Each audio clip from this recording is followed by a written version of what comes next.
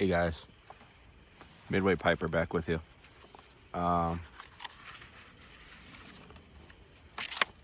So, jetted out of work a little bit early today. Just did a half day.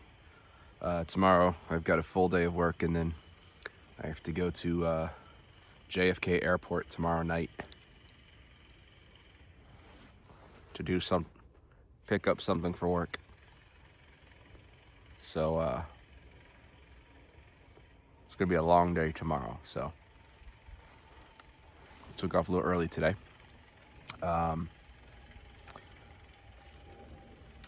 Real quick before I get into the meat of the video, housekeeping.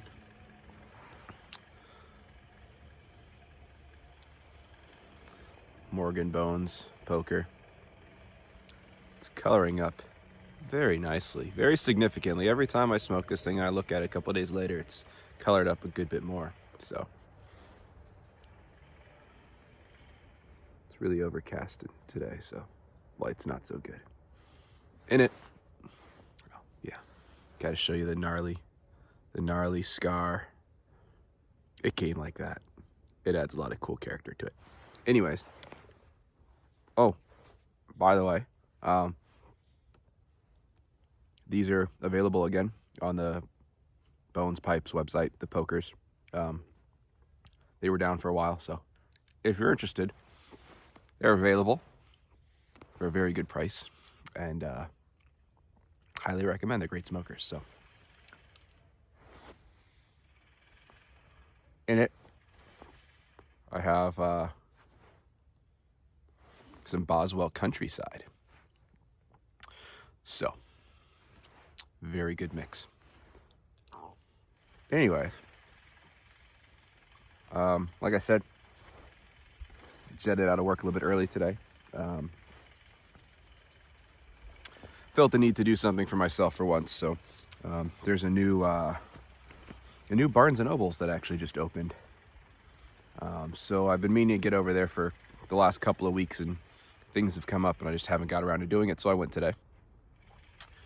Very mixed feelings. I don't really like the way the store is organized, honestly. They took over in a strip mall. That jackhammer's really annoying. They took over in a little shopping plaza.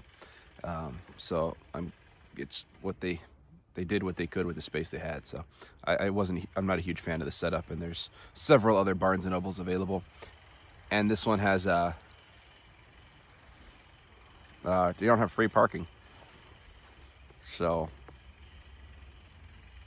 yeah, I don't know if I'll be going back to that one that often, but it was good to go and see what they got and see the new layout of it and whatnot. So anyways, didn't really find too much of the store. I did get one book though. No immediate plans to read it. Actually, I didn't even know this was coming out. So I am pretty excited to have it. The Burial of the Rats and Other Tales of the Macabre by Bram Stoker. I would hope you guys know he wrote Dracula. That's the story he's obviously the most well known for. He's got a couple other stories he's not so well known for. And I have some of those. But this is just a couple of short stories. I'll show you guys.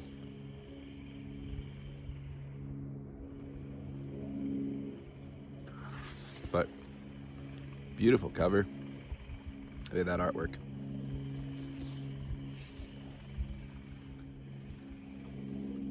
British Library.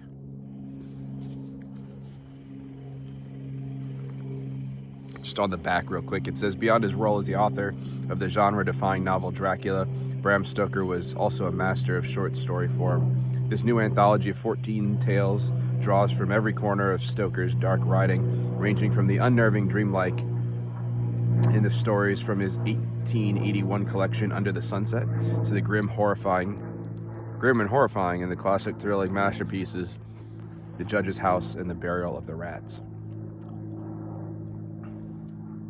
With a new introduction exploring Stoker's talent for versatility in his macabre fiction, this volume reflects the full brilliance of his legendary writer, with the tales of evil doppelgangers, the living dead, nightmarish torture, and flesh-hungry rats. So, just something I can pick up and read a short story of every once in a while when I'm looking for a break from the more serious things I'm reading. So, pretty excited to have that, add that to my pretty small collection of horror. Honestly, I'm not a huge fan of a lot of things in the horror genre. Maybe one day I'll do my favorite horror stories video. But Bram Stoker and Edgar Allan Poe are kind of my dudes. So here we are. Anyways,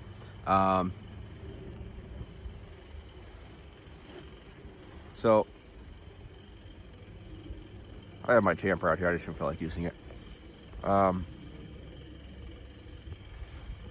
So on my way home, I got a call from my wife seeing if I could pick up our son from school. My father-in-law is still in the hospital. They're still not 100% confident that he had a mini stroke or not. But he's been in the hospital since Friday. He's not awake very often at this point. He hasn't been for a little while.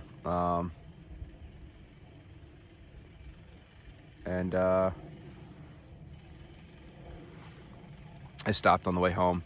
I ran the errand. I went and got some food for my mother-in-law, who was at the hospital with him.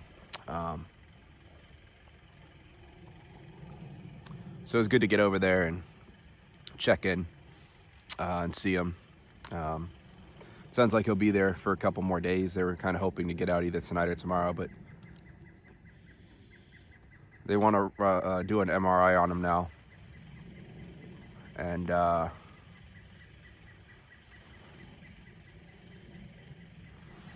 number of years ago, maybe 10, 12 years ago, he got a shunt put in for his brain. He had too much fluid build up in his brain. It was causing him to lose his balance and whatnot. So they put the shunt in, but you can't just get an MRI when you have a shunt because it reacts to magnets. So the hospital is currently confirming with his neurologist that they are able to reprogram the shunt after the MRI.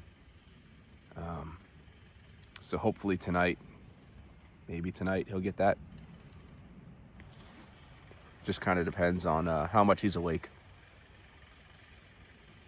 So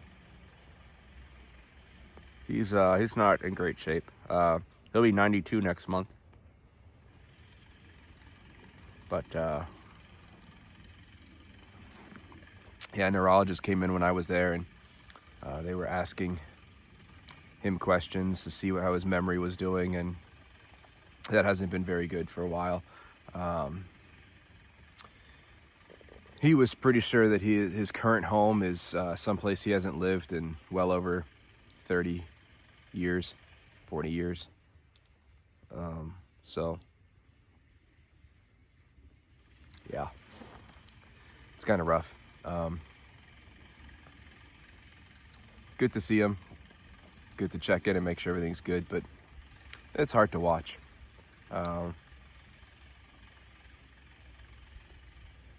You know,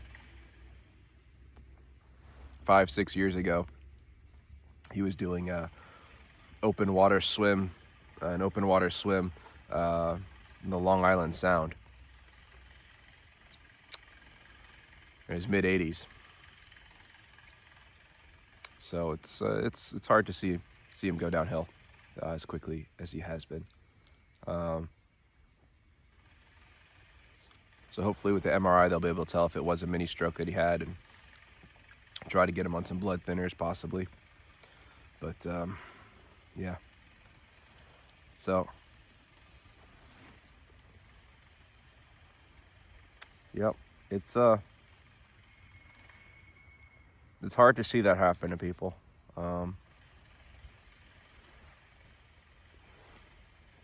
It's a great reminder. Make sure you spend time with family if they're around. It's appreciate the time you have with them. Quick funny story to tell you guys about real quick. He's always kind of been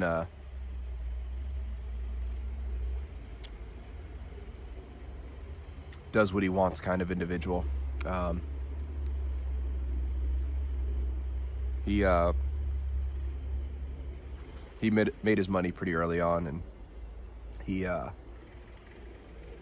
spent a good chunk of his years sailing on a boat all around. My wife, for the first couple of years of her life, grew up on a boat, and he's always been, I don't want to say an intimidating individual, but he's 6'4" and keeps to himself a lot, and very nice guy. But when I met my wife in college, and after I graduated, I had an internship out in Minnesota, and then after that ended, I moved out here, in with my in-laws and my girlfriend at the time, who's now my wife. And when I decided it was time to propose, I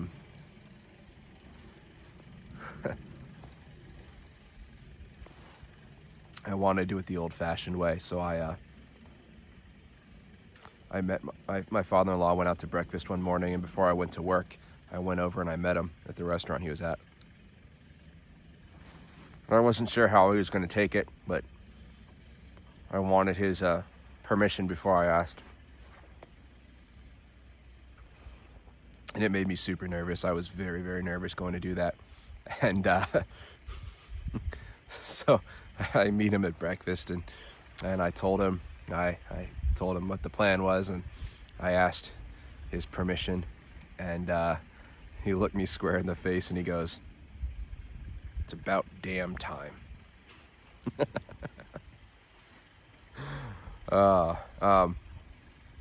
We've been dating for like two and a half years. It was just kind of funny. It was not the reaction I was expecting from him. I didn't think he'd be opposed to it, but I got a good chuckle out of that. Oh, look at the sun's trying to come out. That's fantastic. Cool. That's a good sign. Anyways, so thought I'd share that little story with you guys. It's about damn time. Anyways, one more thing coming off of that. I just finished a book today, J.C. Ryle, Christmas Thoughts. And it's a kind of a pretty brief selection of Christmas-themed tracts by J.C. Ryle. So he wrote a lot of tracts for people that couldn't make it to church or whatever, and he'd go around and handing them out when he was doing his thing in England. And so there's 5 little tracts, mini books in here. And just wanted to share. This one was very timely, I think, based off all of that. And it really hurts the way that I think there's a swing back in the other direction now, but culture really kind of shits on the idea of families and the importance of family. So,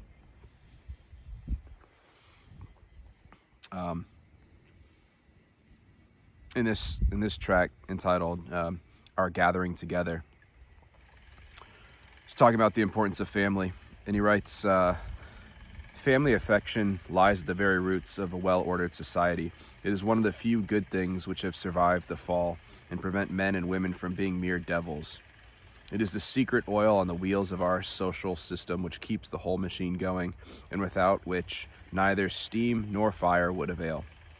Anything which helps to keep up family affection and brotherly love is a positive good to a country.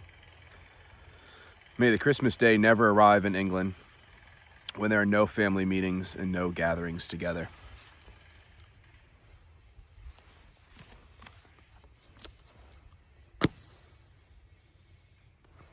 That hit hard today. Growing up, my family I grew up outside of DC, Washington, DC, and we didn't have any real other family around. Most of my parents' family lives in the Midwest and whatnot. So we didn't ever have really big get-togethers. And my wife has a lot of family around here, and other places as well, a lot down in Florida. But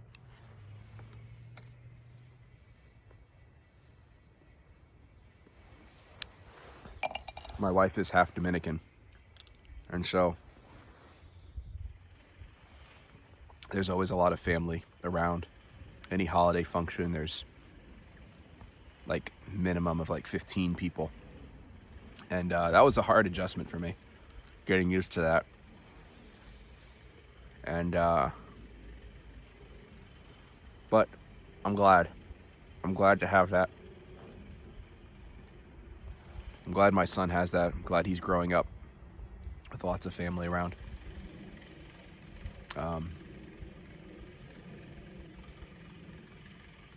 It's a big deal. It's good for everyone to have that social system around.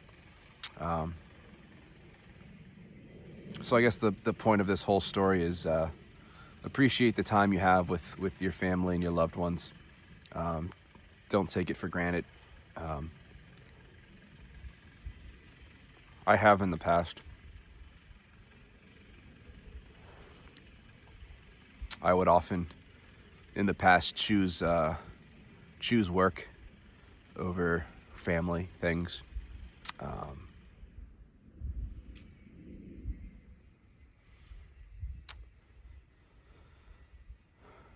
My father-in-law had a boat still.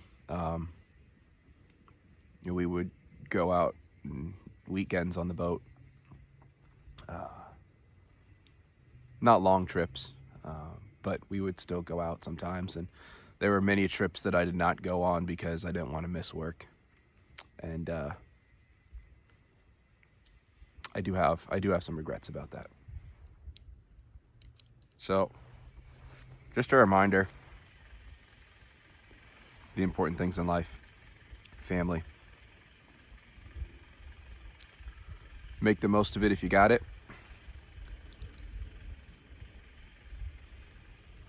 And yeah, that's about that for today. I've got some other things I want to talk about, but I'll save those things for another video. I hope that jackhammer in the background hasn't been too annoying. Yeah, it's pretty annoying. Alright, well, I'm going to finish up this pipe. Go take my dog for a walk. Take my son to karate. And